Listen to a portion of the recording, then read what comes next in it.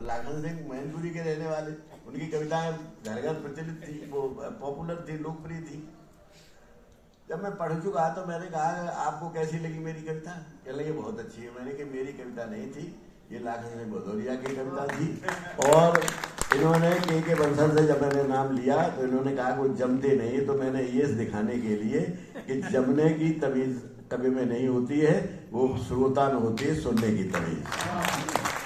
और आप लोगों ने जब सुना तो आपने इसलिए सुना कि उदय प्रताप पढ़ रहे हैं एक तो, और उनकी ड्रेस व्रेस बहुत अच्छी है, और प्रिंसिपल हैं, और वो प्राइमरी स्कूल के वो भी प्रधानाचार्य थे।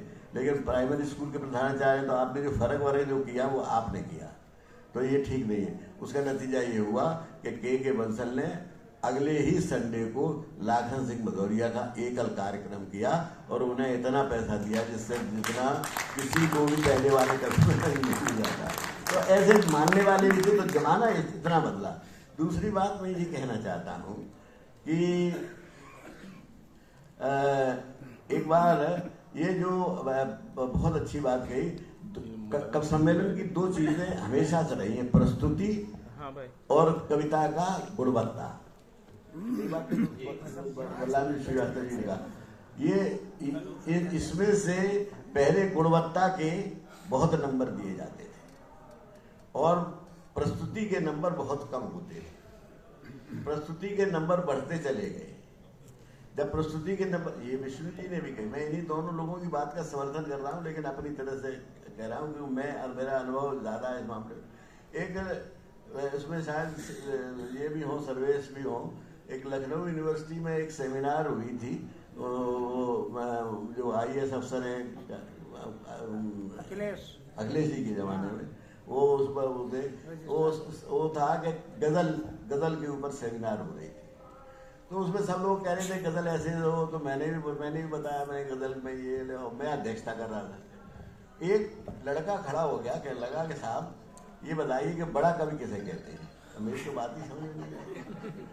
मैंने कहा भैया बताओ क्या मतलब है? जैसे साहब बोले विष्णु सक्सेना को बड़ा कवि इसलिए माना जाता है कि वो जाने कहा उन्होंने 5 लाख रुपए लिए कविता पढ़ने के, तो इसलिए वो बड़े कवि। तो मैंने कहा कि पहली बात तो ये है कि विष्णु सक्सेना एक वो कुमार विश्वास सिंबॉलिक बात थी। हाँ, कुमार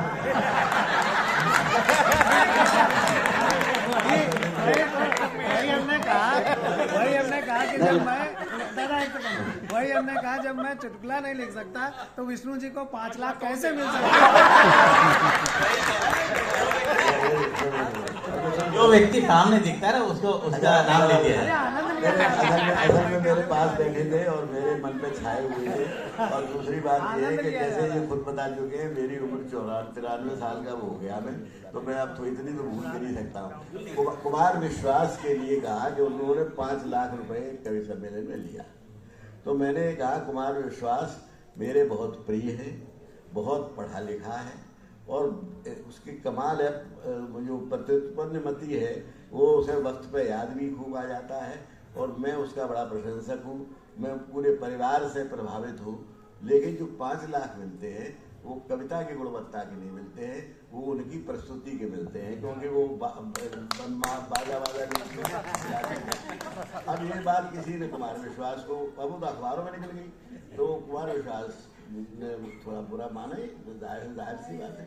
तो फिर अच्छा उसमें सरिता शर्मा भी थी, और तो जब कुमार विश्वास से मेरी बात हुई तो मैंने कहा कि तुम बुरा मत मानो, मैंने तुम्हारी प्रशंसा भी बहुत की, ये भी कहा कि मेरे बहुत आत्मीय है और सब कुछ मैंने कहा। लेकिन बात मैं तुमसे भी कह रहा हूँ कि जो तुम 5 लाख रुपए, अब तो 5 लाख नहीं, अब तो वो जब से रामचरितमानस का वो पाठ करने लगे तो 11 लाख लेने लगे। सवाल यह है कि अब राखी सावंत कुछ नहीं करती हैं, उन्होंने 11 लाख रुपए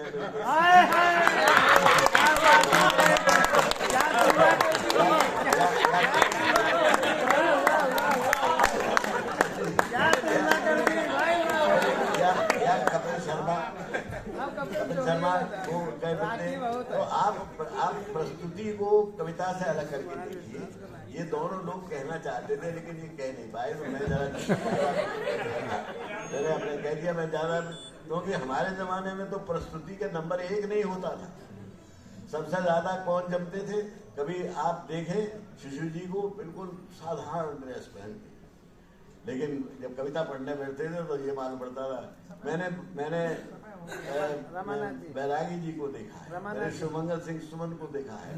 ये कभी सुमंगल सिंह सुमन के बाल ऊपर ही रखे रहते थे माथे पे, कभी चिंता ही नहीं करते थे क्या पहने क्या, हालांकि बीसी थे। तो एक तो ये बात है। दूसरी बात ये है, मैं जो कहना चाहता हूँ वो भूल गया क्या बात चल रही थी। तो कब सम्मेलनों में बड़े बदलाव हो गए हैं और कविता में समझ में बहुत बदलाव हो गए। पहले जनता भी टोक देती थी बीच बीच में, और मैंने कब सम्मेलनों के प्रभाव क्या होते थे, मैं एक बात कह के बंद कर दूंगा। एक वो बहराइच में नानपारा में कब सम्मेलन हो रहा था, दो उदाहरण दूंगा। तो उसमें हुआ कि भारत भूषण जी ने राम की जल समाधि पढ़ना शुरू किया। अब आप ये देखिए तमाशा कि जितने मंच पे लोग बैठे थे सब रो रहे थे और जितनी जनता थी सब रो रही थी। और फिर जब खत्म हो गया तो जनता से आवाज आई कि एक बार फिर पढ़िए, और एक बार उन्होंने फिर पूरी पढ़ी और वही दृश्य रहा। तब कविता का ये असर हुआ। यही बात एक बार मैनपुरी में हुई रंग जी के साथ। रंग जी अपनी ही कविता पढ़ के कविता रोने लगे तो पूरा मंच रोने लगा। तो उस समय जागरूकता इतनी थी और संवेदना इतनी थी कि उस वक्त कवि और श्रोता में फर्क नहीं रह जाता। और जो होता भी था, एक कवि सम्मेलन का और मैं जिक्र करना चाहूँगा, ये इसका संस्मरण में सुना चुका हूँ अस्थाना जी को। भिंड में कवि सम्मेलन हो रहा था, सन 74 की बात है। नेहरू जी की डेथ हो चुकी थी मई के महीने में, और कवि सम्मेलन हो रहा था नवंबर के महीने में, पाँच महीने बाद। तो उसमें नीरज जी ने एक कविता पढ़ी, चलता फिरता जादू था वो एक 75 साल का, और अमर रहेगा इतिहास का चांद सितारों में अमर रहेगा नाम जवाहरलाल का, कुछ ऐसी कविता थी। तो जो भवानी दादा थे, भवानी प्रसाद मिश्र, वो अध्यक्षता कर रहे थे। तो उन्होंने कहा कि इससे बढ़िया अब कवि सम्मेलन नहीं हो सकता, अब कवि सम्मेलन खत्म किया जाता है और इसके बाद कोई कविता नहीं होगी। अब हुआ क्या कि वहाँ की जनता उखड़ के खड़ी हो गई। उन्होंने कहा ये भिंड का इलाका है साहब, यहाँ कोई बस जाती नहीं सवेरे तक, हम कहाँ जाएंगे, हम अभी रात के 12 बजे हैं और हमें सुबह 5 बजे बस पहली मिलेगी, तो 5 घंटे हम क्या करेंगे। इसलिए कवि सम्मेलन होगा और कोई कभी उठ के नहीं जाएगा। खैर भवानी दादा और नीरज जी हम क्या करते, हम उसमें हम थे, सोम जी थे, एक धीरज शुक्ला था वहीं का जो नव भारत का संपादक आजकल है कि नहीं है ग्वालियर में, इंदौर में, वो बहुत अच्छा गीत गाते थे वो भी। तो ये सब हम लोग छोटे छोटे लोग थे उस समय। वो उम्र में सन 74 में सवाई आज से कितने साल पहले हो गई, 74, आज कौन से चला 24, 50 साल हो गए पूरे। 50 साल पहले जिस उम्र के हम होंगे तो आप समझ सकते हैं। तो हमने कहा चले बात ठीक है। तो हम लोगों ने 4-5 लोगों ने वो कवि सम्मेलन सुबह 5 बजे तक चलाया। फिर हम लोग उठ के गए और हमने कहा जाके नीरज जी से कि देखो नीरज जी, आप अगर नहीं गए तो लोग बहुत बुरा मानेंगे, इसलिए मेरे साथ चलो। तो भवानी दादा को भी ले चलो। हमने कि अब उनसे आपको, मैंने मुझसे बड़े आप हैं, मैंने आपसे कहा। तो ये बड़े छोटे का सिलसिला तब तक चलता। आज वो चलता, आज हमारी पुरानी पीढ़ी तो ये मानते, लेकिन अब ये कम होता जा रहा है मन से। अब नहीं, पहले ऐसा होता था जैसे ही भवानी दादा से हमने कहा, हमने कि साहब नीरज जी तब अब चलो साहब, अब वहाँ की जनता ऐसी है तो आ गए। हालांकि कविता उन्होंने नहीं पढ़ी लेकिन नीरज जी ने कविता पढ़ी। तो कवि सम्मेलन में तब श्रोता नहीं होता था, पैसे श्रोता उतना ही एक्टिव होता था जितना संचालक होते थे और जितना संयोजक होता। ये मैं कहना चाहता हूँ, तब श्रोता ही संयोजक होता था, संचालक होता था। और अब अंत में मैं एक बात कहना चाहता हूँ, मैंने 2 छंद लिखे, वो वो कवि सम्मेलन की दुर्दशा पे लिखे थे, अगर आप कहें तो मैं सुना एक छंद तो ये लगा कि एक कवि ने एक कविता में ऐसी नेताओं के बारे में बात शब्द कह दिया जो मैं यहाँ आपके सामने दोहरा नहीं सकता। आजकल नेता सब ऐसे ऐसे हो गए, सुना होगी आपने नेता। तो अच्छा, ऐसे दो कवियों थे जो उन्होंने ऐसे छंद सुना दी, मुझे बहुत बुरा लगा। इसलिए नहीं कि मैं MP था उस समय, इसलिए मुझे बुरा लगा कि आप नेताओं को इतना महत्व क्यों दे रहे हैं। मैंने तो कभी नेता होने के बाद भी कभी मैं 3 बार लोकसभा में, राज्यसभा में रहा, 3 बार संसद में रहा, लेकिन मैंने कभी ये नहीं अपने को माना कि मैं बड़ा सांसद हूँ। मैंने ये माना कि मैं बड़ा कवि हूँ। तो कविता को बड़ा मानना चाहिए, ये बात है। तो मैंने एक छंद लिखा है, मैंने कवियों तुम्हारी निर्भीकता को साधवाद, सभ्य समुदाय को सुनाई वन्य कविता, दूसरों को गालियां दे तालियां कमाते रहे, क्या तुम्हारे पास नहीं कोई अन्य कविता। लय नहीं, छंद नहीं, भाव नहीं, अर्थ नहीं, कैसे मूर्धन्य हुई ये जघन्य कविता। और जनता के साथ माठ पीटती है वीणा पाड़, धन्य धन्य कवि और धन्य धन्य कविता। आज मैं इन लोगों से पूछना चाहता हूँ, है आप में इतनी हिम्मत कि आप किसी ऐसे कवि के ऊपर ऐसी कविता लिखते हैं और बात नहीं बोल सकते, और बोल दी तो कल सुबह पाए नहीं जाओगे।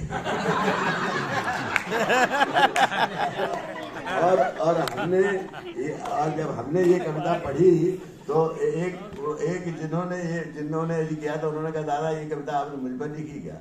मैंने तुम पे नहीं लिखी है, हमने ये मानसिकता पे लिखी है। दूसरा एक और ऐसे मेरे पास बहुत छंद है, लेकिन बात चली हास्यरस की। इन्होंने हास्यरस की बात कही। एक निर्भय हाथरसी बना हाथरस के थे, काका जी से बड़े थे। आप लोगों ने किसी ने नाम सुना हो, मेरे ख्याल से देखे किसी ने नहीं होंगे। निर्भय जी कह लेंगे बोले तू बहुत तेज बढ़िया कविता लिखता है, तो ये छंद का बड़ा ज्ञान है, ऐसा कर तू हास्य की कविता लिख। मैं के साथ क्यों लिखूं हास्य कविता। कह लगे पैसे ज्यादा मिलते हैं। तब निर्भय जी हाईएस्ट पेड कवि थे, निर्भय जी और काका जी, तब समय नो। तो अब मैं सोचता रहा मैंने कि ये तो अजीब बात है। फिर मैंने ध्यान दिया कि किन्हें किन्हें पेमेंट ज्यादा मिलती है। तो मैंने कही कि ये कवियों की बड़ी मुश्किल है, जो शुद्ध कविता लिखना चाहे, लाखन सिंह भदौरिया जैसा आदमी, तो वो तो बेचारा कहीं का नहीं रहा। तो मैंने फिर एक छंद लिखा, बुरा इसमें कोई मत माने, अगर किसी पे हो जाए मात्र एक संयोग होगा। हाँ, मात्र से मैंने कविता लिखी है उस मानसिकता पे कि हास्य कवि फूहड़ सफलता पे बैठ गया, हम खाएं नोट और आप खाओ कविता। हास्य कवि फूहड़ सफलता पे बैठ गया, हम खाएं नोट और आप खाएं कविता। रूपसी कवित्री ने सारा मंच लूट लिया, फिस फिस टाई टाई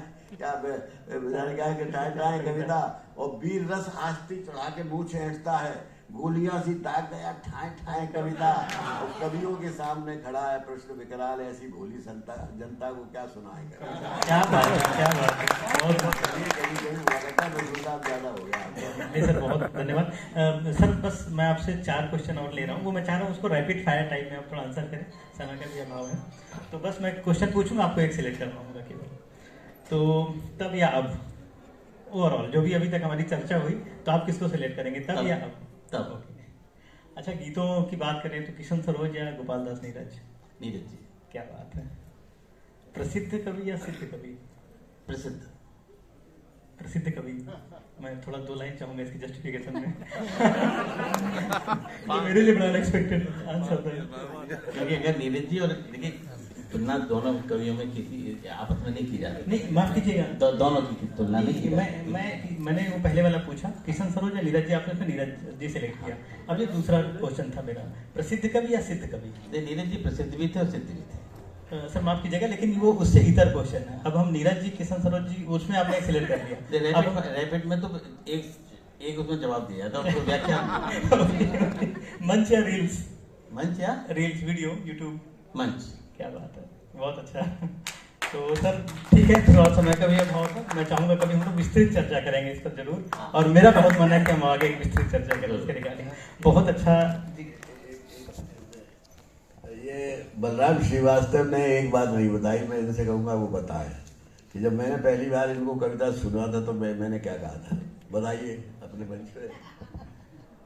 आदरणीय दादा ने जब मुझे पहली बार नारायण कॉलेज में सुना था तो मंच से सार्वजनिक रूप से ये कहा था कि मैं इसे आशीर्वाद देता हूँ और मैं आज घोषणा करता हूँ कि एक दिन ये देश का बड़ा कवि बनेगा और मेरे साथ मंच पर बैठेगा। बहुत सुंदर। आज मैं दादा के साथ हूँ। ऐसी ही बात मैंने आत्मप्रकाश शुक्ला के लिए कहा था। जी जी। अग्रवाल धर्मशाला में जब हुआ था, मैंने पहली बार उनकी वो जन्म के अलग अलग है मरण का मरण टेक। मैंने कहा था एक दिन आप बहुत बड़े कवि हैं। तो मैं ये कहता हूँ इन्होंने ऐसी बातें सिर्फ अपने एरिया वालों के लिए की, बहुत सुंदर। हमारे लिए नहीं की। ये सत्र बहुत ही सुखद रहा और हमारा सौभाग्य है कि आज हमारे बीच रमानाथ अवस्थी जी के छोटे भाई रवि अवस्थी जी मौजूद हैं। मैं चाहता हूँ सदन को जोरदार तालियों से उनका स्वागत करें रवि अवस्थी जी का। और अगर विष्णु सक्सेना जी बात कह रहे हैं तो विष्णु सक्सेना को का जवाब हो या तो हाँ करें या ना करें। मैंने विष्णु सक्सेना को बहुत प्यार किया है। बहुत ही सर सुंदर हमारी वार्ता रही और मैं चाहता हूँ हमारे सारे बड़े कवियों का एक बार जोरदार तालियों से पूरा सदन स्वागत करें और मैं उम्मीद करता हूँ बड़ी सार्थक चर्चा रही। हालांकि मैं मानता हूँ कि समय कम का अभाव इसमें रहा है। बहुत बहुत धन्यवाद इस सुंदर सत्र के आयोजन के लिए। कमल जी अब आप आगे कंटिन्यू करें।